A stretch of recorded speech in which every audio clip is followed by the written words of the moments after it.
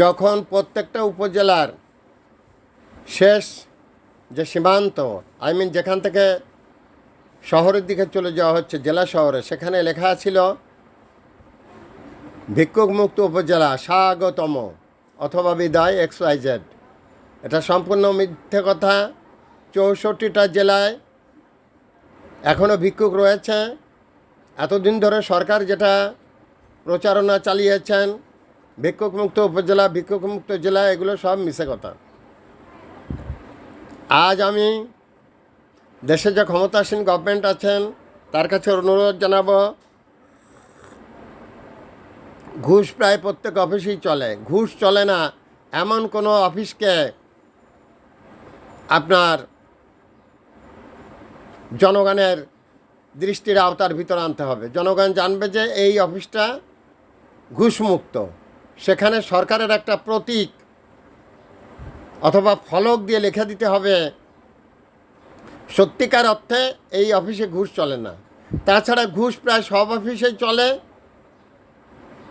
কক্সবাজার 2 লক্ষ টাকার একটা এতিমদের বিল নেওয়ার জন্য 80,000 টাকা ঘুষ দিতে হচ্ছে। বিভিন্ন রকম নিউজ আমরা দেখি। আমি যদিও বৃদ্ধ হয়ে গেছি, তবুও শরীরের ভিতরে এক ধরনের জ্বালা অনুভব করি, কষ্ট লাগে।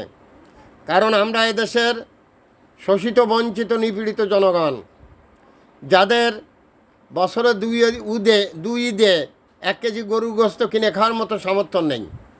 আমরা সেই লেভেলের লোক। তো আমাদের জ্বালা একটু বেশি থাকতেই পারে।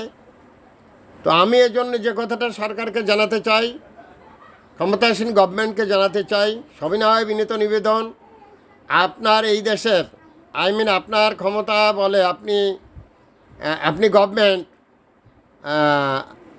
গভর্নমেন্টে থাকা অবস্থায় আপনার যে ক্ষমতার বল, লোকবল, এটা দিয়ে আপনি নিয়ন্ত্রণ করুন দেশের এই সমস্ত ঘুষ বাণিজ্য। একটা করে অফিস নিয়ন্ত্রণ করুন। প্রথমে আপনি জেলা শহরগুলোয় হাত বাড়ান। প্রত্যেকটা জেলা প্রতিদিন একটা করে জেলা অফিস আপনি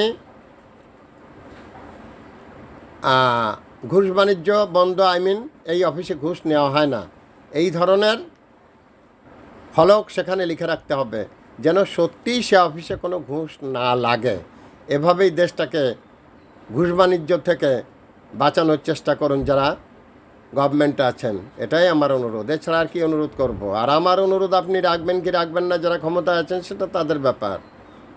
নাগরিক অধিকার থেকে হইচই চিৎকার আমাদের করে যেতে হবে আজীবন। আমরা সেটাই করে যাব। চিৎকার করাই আমাদের কাজ, কারণ আমরা শোষিত, বঞ্চিত, নিপীড়িত জনগণ। আমরা দরিদ্র, হতদরিদ্র, সুবিধা বঞ্চিত লোকজন। That's all. অনার ভারত স্যার মোহাম্মদ ফখরুল আলম, মাস্টার, বিনা বেতনের পারিবারিক পাঠশালা শিক্ষক। মোবাইল কন্ট্যাক্ট নং 01935204804। এটা আমার বিকাশের নাম্বার। That's all. অনার।